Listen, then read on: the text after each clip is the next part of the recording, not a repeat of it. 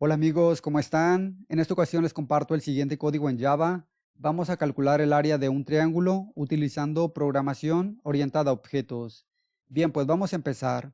Ya tengo una clase que le he puesto principal. En esta clase vamos a importar la librería Scanner.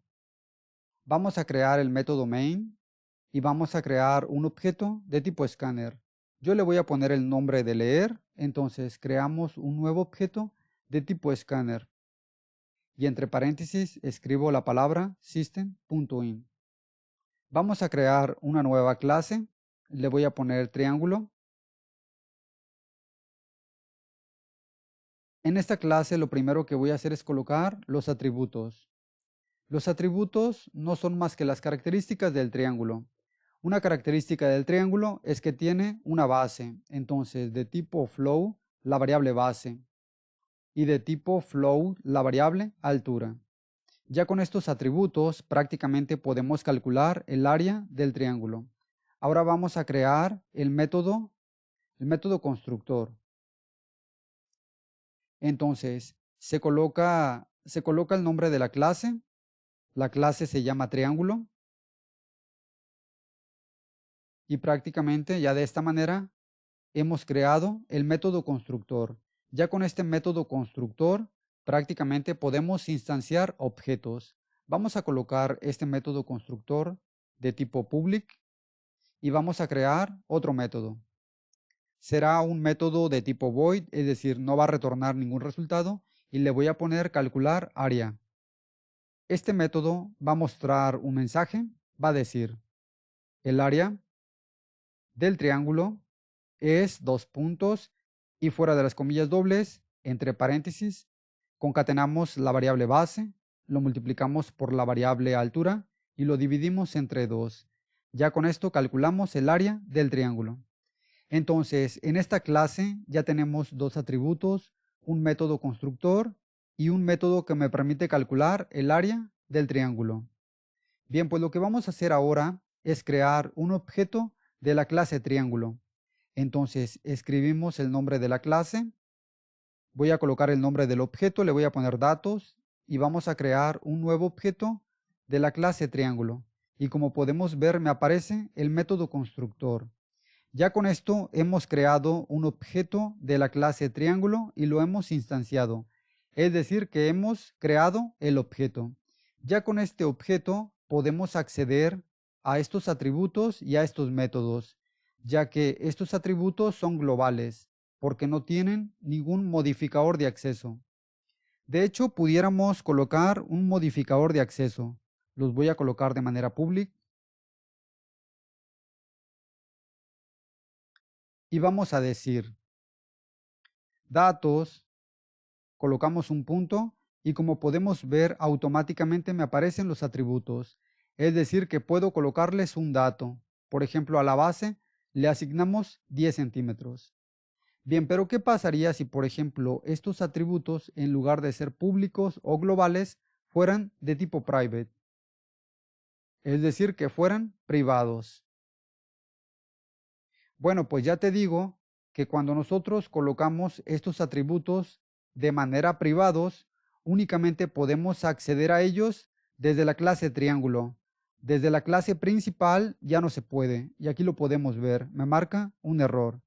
Si yo, por ejemplo, digo datos, punto, pues como podemos ver, ya no me aparecen los atributos. Entonces, lo que voy a hacer ahora es lo siguiente. Voy a crear lo que se conoce como sobrecarga de constructores. Entonces, vamos a crear otro constructor de tipo public.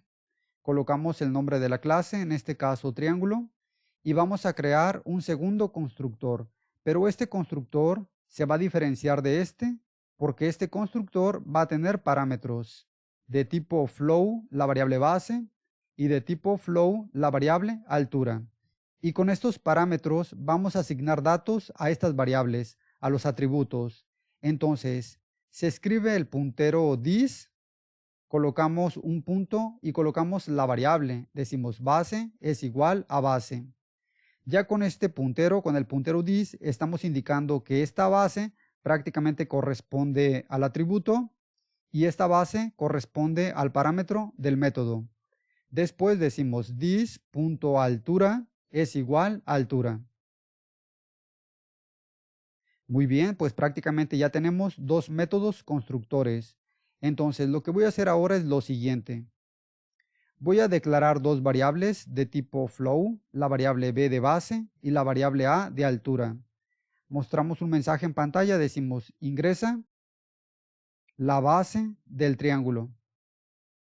Bueno, pues este dato lo asignamos en la variable b, entonces decimos b es igual al objeto leer, colocamos un punto y vamos a utilizar el método nextFlow. Ahora decimos ingresa la altura. Este dato lo asignamos en la variable a. Colocamos el objeto leer y el método nextFlow. Una vez que tengo la base y tenemos la altura, entonces voy a crear un objeto de la clase triángulo. Por lo tanto, colocamos el nombre del objeto, le voy a poner datos y creamos un nuevo objeto. Pero como podemos ver, ahora me aparecen dos constructores, un constructor sin parámetros y el constructor con parámetros. Entonces, elijo el constructor con parámetros y pasamos como argumentos la base y la altura. Por lo tanto, lo que estoy haciendo es lo siguiente. Estoy creando un objeto de la clase triángulo y lo estamos instanciando, pero al mismo tiempo estamos pasando dos argumentos, la base y la altura. Este método recibe esa base y esa altura y los asigna en la variable base y la variable altura, prácticamente en estos atributos. Una vez que estas variables ya tienen datos, entonces ya podemos calcular el área del triángulo. Por lo tanto, vamos a decir datos.calcular área y prácticamente de esta manera es como me quedaría el código. Vamos a probarlo y vemos cómo funciona. Entonces, me pide que se ingrese la base. Supongamos que tenemos como base 5 centímetros y como altura 3 centímetros. Por lo tanto, me dice, el área del triángulo es 7.5. Ok, amigos, de esta manera es como me quedaría el código. En este video hemos explicado la sobrecarga de constructores.